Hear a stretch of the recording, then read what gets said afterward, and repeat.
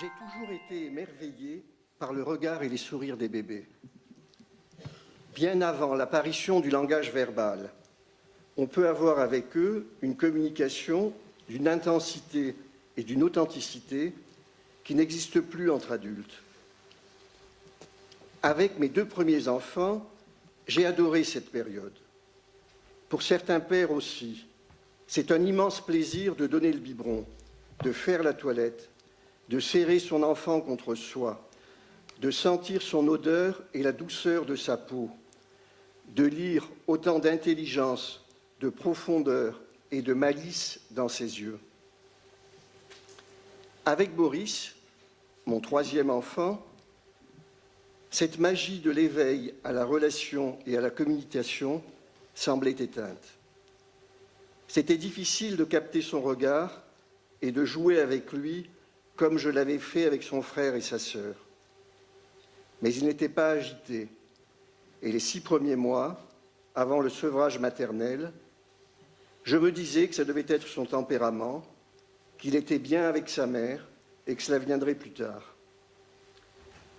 J'ai commencé à me poser des questions dès qu'il a pu s'asseoir et qu'il s'est mis à se balancer. Peu après, lorsqu'il a pu marcher à 4 pattes, il passait les nuits et une partie de la journée à se taper le dos contre une porte ou un radiateur. Il se raidissait et il hurlait si on le prenait dans les bras. Il hurlait encore si on allumait la radio, la télévision ou l'aspirateur. Ses cris stridents, ainsi que le bruit sourd des chocs de son dos contre une surface dure, étaient insupportables et son comportement était totalement incompréhensible.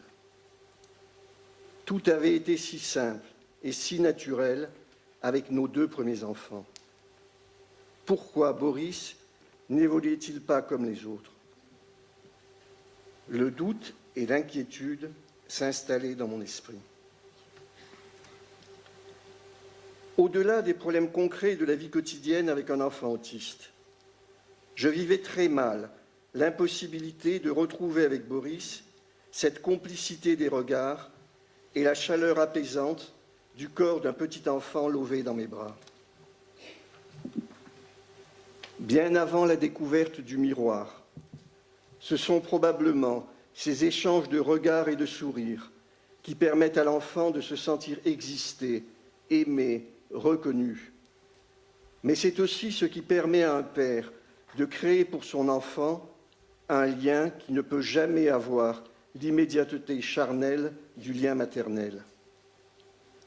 Sans l'enveloppe protectrice du corps de ses parents, sans le tendre corps à corps des premiers mois de l'existence, comment le nourrisson va-t-il pouvoir ressentir sa peau et percevoir son corps?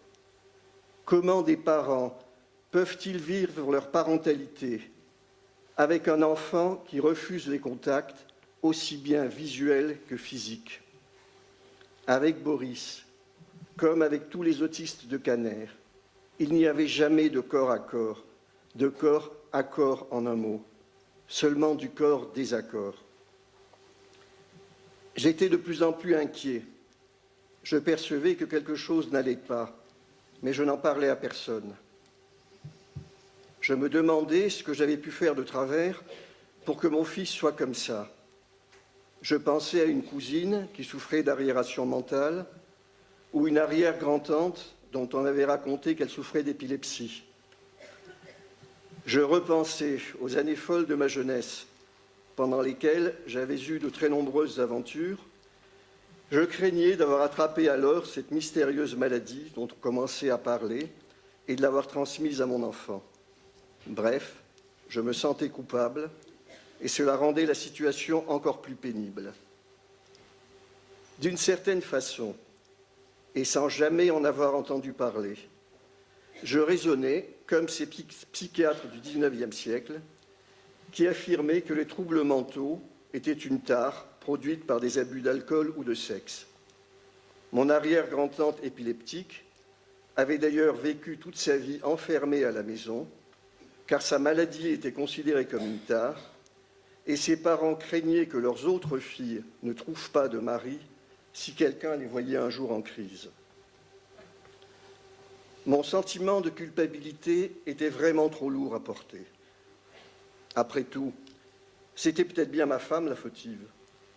Elle consacrait trop de temps à son travail et à ses loisirs le week-end et n'était pas assez disponible pour nos enfants et pour moi.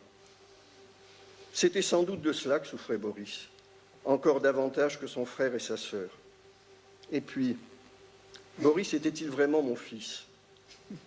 Il ne me ressemblait pas du tout physiquement, et je ne retrouvais chez lui rien de moi ou de ma famille. Il faisait comme si je n'existais pas, comme si je n'étais pas son père. Alors j'avais du mal à me reconnaître comme tel. C'était mal parti pour notre couple.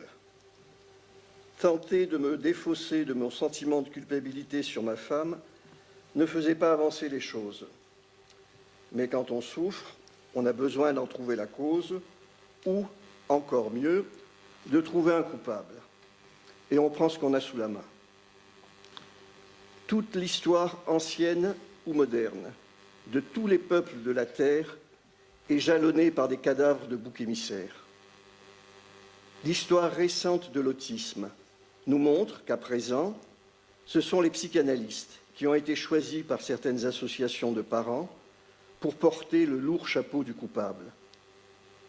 Ce qui est, pour les psychanalystes, une façon inattendue, mais pas si nouvelle d'exercer leur métier. Car, après tout, n'est-ce pas là une forme de transfert comme une autre?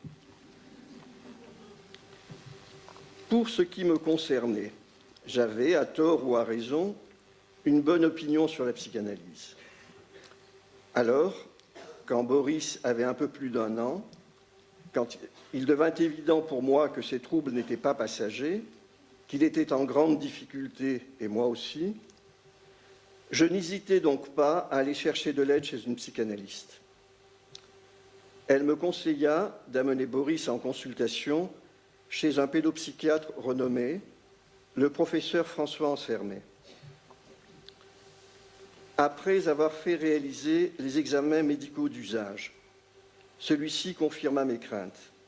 C'était sérieux, cela faisait penser à de l'autisme ou à une psychose, même s'il était trop tôt pour poser un diagnostic définitif. L'annonce avait été formulée avec le plus de délicatesse et de prudence possible en ces circonstances. Elle tombait néanmoins comme un couperet qui venait trancher le cours de mon existence en deux, la vie d'avant l'autisme et la survie d'après. J'étais anéanti. Pendant les séances d'analyse qui suivirent ce tremblement de terre, je restais allongé sur le divan sans pouvoir dire un mot, sans qu'une simple pensée se forme dans mon esprit, hors du temps, dans un vide sans fin. Je ne sais plus la durée de cet état de sidération et comment j'ai pu, peu à peu, m'éloigner du gouffre de cette indicible terreur. Mais je n'avais pas le choix. Il fallait que je me relève, pour Boris, pour son frère et sa sœur, pour ma femme, qui ne devait pas être en bien meilleur état que moi. Les séances d'analyse m'aidaient à ne pas rester emmuré dans une souffrance muette. Chaque mot que je pouvais mettre sur ce que je vivais, venait peu à peu colmater les bords de la béance qui s'était ouverte sous mes pieds. Sur les conseils de François Ansermet, nous emmenions aussi Boris 3 fois par semaine chez un autre psychanalyste. Chaque trajet durait plus d'1 heure, pendant laquelle Boris, qui n'avait pas encore 2 ans, ne cessait parfois pas une seule minute de hurler et de se débattre. À cette époque, il était fasciné par les trous, les bouches d'égout, les siphons des sanitaires et les cuvettes des WC. Il était épouvanté par certains bruits, comme les cloches de l'église voisine. Et il n'avait pas, comme moi, la possibilité d'utiliser le langage pour l'interposer entre lui-même et ses terreurs, pour mettre l'horreur un peu à distance en la nommant. Pourtant, peu à peu, ces séances l'apaisaient. Il construisait avec son psy, à sa façon, des bords autour de ces trous qui menaçaient de l'engloutir. Il prenait conscience du vide et nous n'avions plus besoin de verrouiller toutes les fenêtres de la maison. Il sortait lentement de ce magma indistinct entre lui, les autres, le monde, le dedans, le dehors, l'avant et l'après. Avoir l'impression de saisir un peu ce que vivait mon fils m'aidait aussi à me dégager du sentiment d'impuissance et de désarroi en face de comportements étranges, inquiétants et incompréhensibles. Même si les explications que je trouvais, avec l'aide des psys et de mes lectures, n'étaient finalement que des suppositions, elles avaient le mérite de ne pas me condamner à la résignation et au désespoir. Quand tout va bien, on ne se pose pas de questions et on n'a pas besoin d'échafauder des constructions mentales plus ou moins solides pour pouvoir tenir debout. On peut d'ailleurs remarquer que les grands philosophes ont toujours une personnalité très tourmentée. Dans le supermarché des idéologies, pourquoi choisissons-nous tel ou tel article à un moment donné? À l'heure actuelle, quelles que soient les prétentions des uns ou des autres, malgré des décennies de recherche, la cause de l'autisme, ou plutôt les causes des autismes, demeure inconnue. Aucune imagerie médicale, aucune analyse biologique ou génétique ne permet de poser le diagnostic. Alors, pourquoi tant de parents, de professionnels et de politiques peuvent-ils prétendre détenir la vérité dans ce domaine quand il s'agit tout au plus d'hypothèses de travail? Pour ma part, il y a 25 ans, je planchais plutôt pour une hypothèse psychodynamique dans l'origine de l'autisme de Kanner. C'était dans l'air du temps. Et surtout, j'avais l'impression que c'était moins grave. Je pensais, naïvement, qu'un trouble relationnel n'était finalement qu'une sorte de malentendu et que l'on pourrait résoudre cela facilement avec un psychanalyste, alors qu'une lésion cérébrale ou une mutation génétique était irrémédiable. Et dans l'enfer du mot irrémédiable, j'entendais le diable. Par ailleurs, je ne trouvais pas cette hypothèse culpabilisante pour moi. D'abord, parce que seuls les mères et non les pères étaient mis en cause. Et il n'était pas question de responsabilité directe, mais de processus inconscients.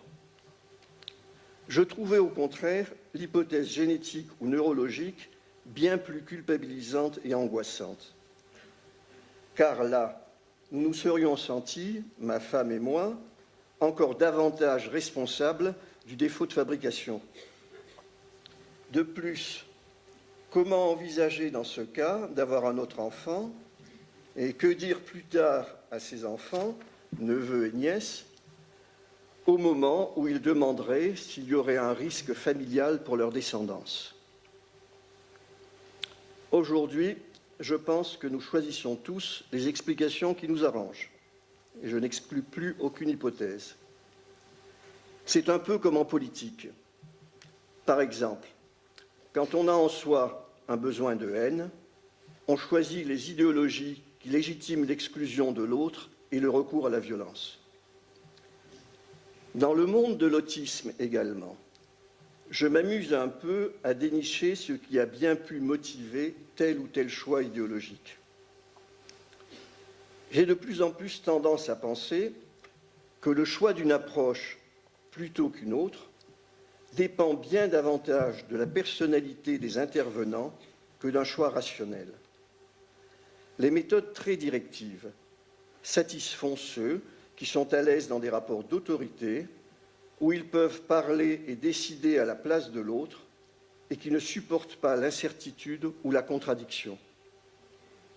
De même, avec le recul, la vieille théorie des tares héréditaires, produite par l'excès de vice, perd tout aspect scientifique et n'apparaît plus que comme le reflet de la vieille morale chrétienne qui diabolisait le sexe et les plaisirs.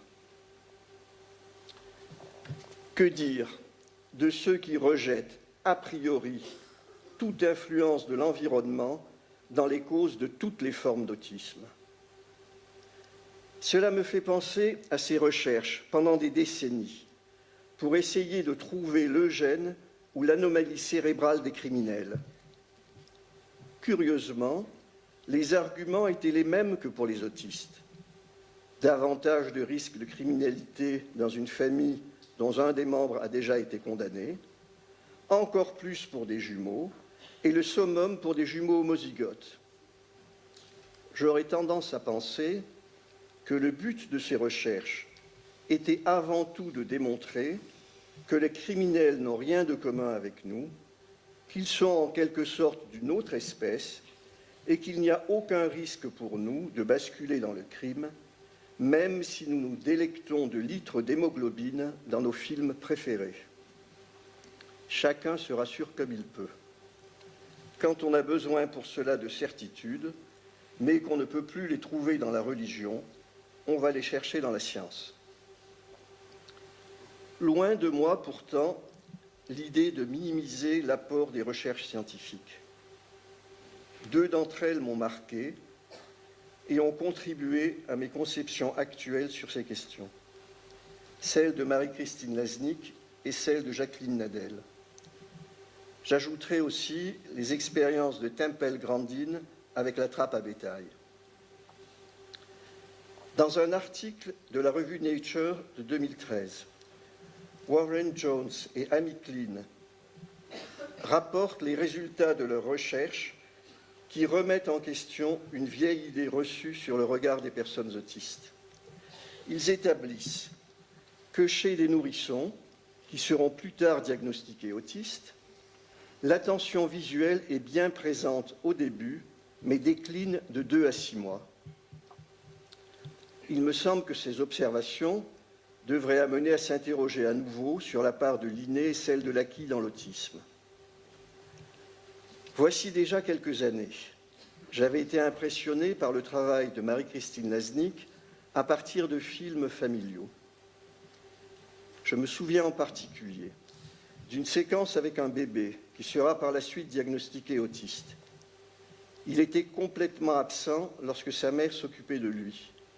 Il ne répondait pas à ses sollicitations verbales ou visuelles. Dans la voix de cette mère, dans sa manière de tenir son enfant ou de le regarder, on sentait de la lassitude et du désinvestissement. Arrivait alors un parent, l'oncle ou le grand-père, je ne me souviens plus, qui, lui, ne venait probablement pas de passer plusieurs nuits d'insomnie. Il s'adressait au bébé avec cette prosodie particulière qu'on appelle le mamané, en souriant et en se tenant près de lui. Et là, miracle, le bébé s'animait, souriait et cherchait le regard de l'autre. Le bébé avait-il réagi à une fréquence vocale particulière ou à l'investissement affectif qu'exprimait cette fréquence? En tout cas, il était encore, à cet âge, capable de s'intéresser à l'autre et d'entrer en relation. Les observations de Marie-Christine Laznick et celles de Warren Jones et Amy Klein contredisent la conception des comportementalistes sur l'autisme considéré comme un handicap issu d'un déficit cognitif inné. La logique de cette théorie les amène à ne concevoir l'approche des personnes autistes qu'en termes de rééducation. J'ai ici été horrifié d'apprendre qu'il prescrivait parfois des exercices de rééducation du regard. Avec Boris, j'ai bien vite remarqué qu'il fuyait le regard, ou même louchait, quand il n'était pas à l'aise. Mais dès qu'il se sentait en confiance, il vous regardait tout à fait normalement.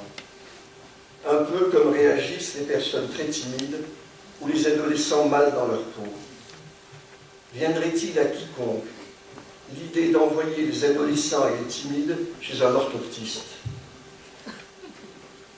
Les expériences de Jacqueline Nadel illustrent parfaitement la possibilité d'échange avec les personnes autistes si on ne les envahit pas. Dans un petit film intitulé Still Face, elle est assise, seule, sur une chaise, contre un mur, dans une salle d'une institution pour enfants autistes. Elle se tient immobile comme une statue. Entre alors un enfant qui commence par ignorer complètement sa présence, comme savent si bien le faire les enfants autistes. Au bout d'un moment, il est quand même intrigué et s'approche progressivement jusqu'à la regarder de très près. La statue imite alors le dernier mouvement que vient de faire l'enfant. Le visage de l'enfant s'illumine d'un coup. On peut y lire à la fois de la stupeur et de la jubilation. Jacqueline Nadel imite un nouveau mouvement, ce qui est manifestement compris immédiatement par l'enfant, qui lui propose alors d'autres gestes à imiter. Tout un jeu d'imitation s'ensuit, dans lequel l'enfant accepte même que ce ne soit plus lui, mais l'autre qui prenne l'initiative du mouvement à imiter. Pour la chercheuse, l'intérêt de cette expérience est de démontrer les capacités d'imitation des enfants autistes. Mais j'y vois de mon côté une autre évidence, au moins aussi importante pour moi. L'enfant a accepté de prendre le risque de la rencontre et de l'échange parce qu'on lui a laissé le temps de se rassurer, parce que c'est lui qui en a pris l'initiative, parce que l'autre ne l'a pas envahi par sa présence, ses regards ou ses paroles. Cette expérience devrait être montrée à tous ceux qui s'occupent de personnes autistes. Malheureusement, la vidéo n'est pas sur le net. Il faudrait confirmer cette expérience dans une autre institution, filmer la scène et la mettre sur YouTube pour qu'elle soit enfin accessible à tous. Cela limiterait peut-être le forçage auquel nos enfants sont trop souvent soumis. Un exemple parmi d'autres. Dans le foyer où réside Boris, les professionnels avaient reçu la consigne d'obliger les résidents à leur serrer la main lors de leur prise de service. Pour Boris, qui ne supporte pas qu'on le touche, c'était à chaque fois une épreuve très pénible, à laquelle il se dérobait comme il pouvait. Par chance pour le personnel, Boris n'est pas violent. À sa place, je ne sais pas si j'aurais été aussi patient. Cela a duré jusqu'à ce que je vienne me coller à 5 cm d'une éducatrice en lui demandant comment elle vivait cette intrusion dans son espace personnel.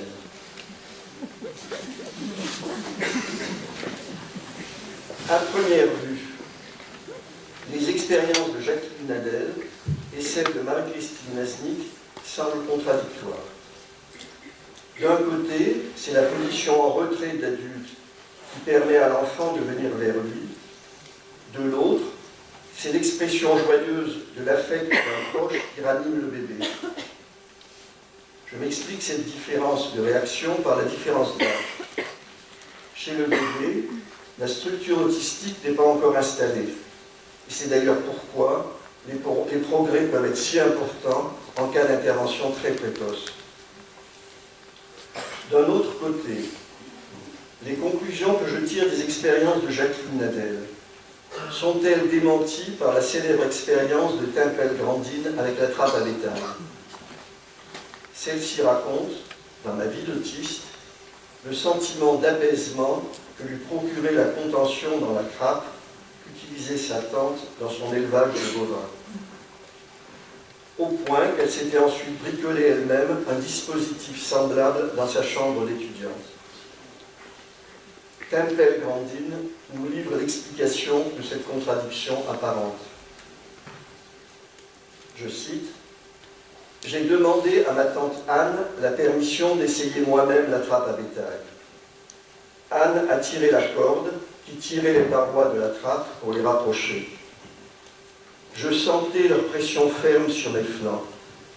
Normalement, j'aurais évité une telle pression, comme j'évitais dans mon enfance de me faire engloutir par l'étreinte de ma parente, obèse et spongieuse.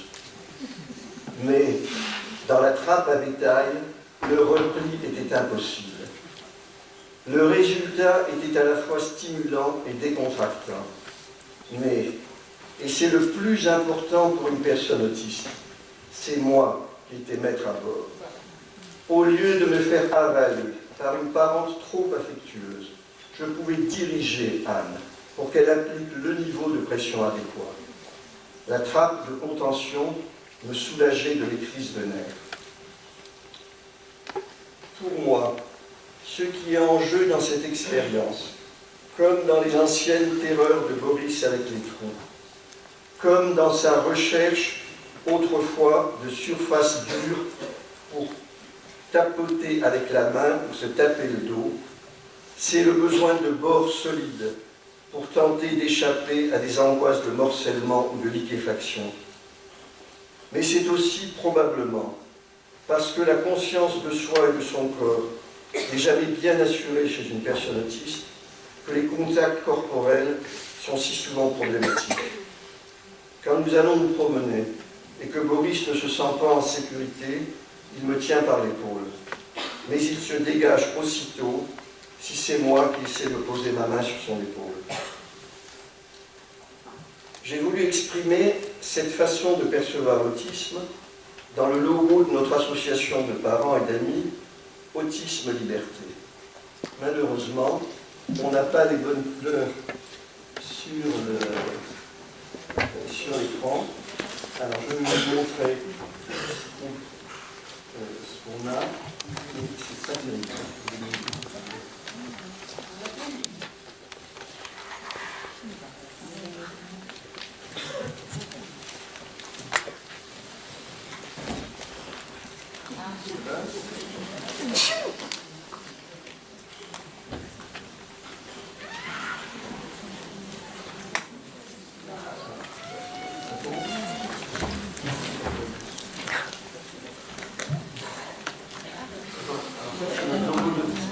On ne voit pas normalement, il y a une bulle qui représente la bulle autistique. À l'intérieur, le corps de l'enfant est flouté, c'est-à-dire qu'il n'a aucune limite, il se confond avec la bulle. Et c'est uniquement lorsqu'il sort, lorsque les limites de son corps commencent à être constituées, qu'il peut sortir de la bulle. Et il est aidé par l'autre personnage qui est à l'extérieur et qui n'a pas la même couleur que lui, comme dans tous les logos des autres associations où ils sont en copier-coller. Bon. Et l'autre personnage est dans une position basse, hein, c'est-à-dire qu'il ne domine pas l'enfant de sa propre hauteur et de la hauteur de son supposé savoir. Et c'est par cette position, hein, qu'il permet à l'enfant, qu'il aide à l'enfant de se risquer à la rencontre avec l'autre.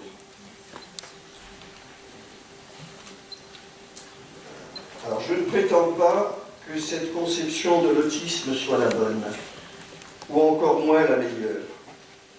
Elle m'aide simplement à avoir quelques repères avec mon fils et d'être un heureux père avec lui. Je laisse bien évidemment chaque parent libre d'avoir recours ou pas à la psychanalyse pour apaiser sa souffrance et celle de son enfant. Je veux simplement témoigner ici ma reconnaissance aux psychanalystes qui m'ont aidé à retrouver le goût de vivre et qui ont permis à Boris de devenir l'adulte qu'il est aujourd'hui. Il est certes toujours autiste. En semaine, il vit dans un foyer, mais il est autonome dans les principaux actes de la vie quotidienne, en excellente santé, capable de surmonter les terreurs qui viennent encore parfois l'envahir, et surtout, il est d'une immense gentillesse et il est capable de vivre de grands moments de joie et de bonheur. Alors, j'ai du mal à admettre la diabolisation actuelle de la psychanalyse et la véritable chasse aux sorcières à laquelle nous assistons depuis quelques années. La psychanalyse ne guérit pas l'autisme, mais aucune autre approche non plus. Et le marketing effréné de certains lobbies ne change rien au fait. Comment, après avoir élargi autant le spectre de l'autisme, pouvoir s'imaginer un seul instant qu'il pourrait y avoir une cause et un remède unique pour autant de cas différents? C'est aussi absurde que de mettre dans une même catégorie toutes les personnes qui ont mal au ventre ou à la tête, puis affirmer que l'origine de leurs maux est la même pour tous, et enfin vouloir imposer un seul et même remède, soi-disant validé scientifiquement dans le monde entier, en menaçant d'interdiction d'exercice ceux qui refuseraient de se soumettre aux prescriptions officielles. Nous sommes nombreux aujourd'hui à ne pas accepter cette vérité unique et obligatoire. Au nom de quoi veut-on restreindre ainsi notre angle de vision et n'autoriser qu'un seul éclairage d'une réalité aussi complexe et diverse que l'autisme? Avec plusieurs autres associations de parents et le soutien de nombreux professionnels, nous avons donc décidé récemment de créer le RAP, le Rassemblement pour une approche des autismes humaniste et plurielle. Nous y prônons une approche intégrative des autismes qui met au service des enfants, adolescents et adultes autistes les apports de tous les champs de connaissances. C'est ce que nous avons essayé d'exprimer avec notre logo, qui normalement a beaucoup plus de couleurs. Le puzzle n'est certes pas une figure très originale, mais il correspond bien à la réalité de l'autisme, à son vécu corporel, à la diversité de ses formes, ainsi qu'à la diversité des approches qui peuvent aider ces personnes à se construire. Nous l'avons voulu en couleur, parce que nous refusons le manichéisme d'une vision en noir et blanc, qui, par l'absence de tiers, enferme dans une logique de conflit et ne laisse pas de place à la différence. Et c'est le bandeau du rap, avec un fond qui reprend normalement toutes les couleurs de l'arc-en-ciel, qui permet à l'ensemble de tenir harmonieusement. Mais notre secrétaire générale, Madame Christine Gins, nous a fait fort pertinemment remarquer que cette première version de notre logo était trop harmonieuse, trop pleine, et qu'il serait bien de la décompléter. Nous avons donc retiré une pièce, que vous ne voyez pas, mais qui est en blanc. Le vide ainsi créé rend l'ensemble moins figé, plus conforme à la réalité, qui n'est jamais parfaite, et où règne le manque, même si le manque est tellement problématique pour les personnes autistes ou psychotiques.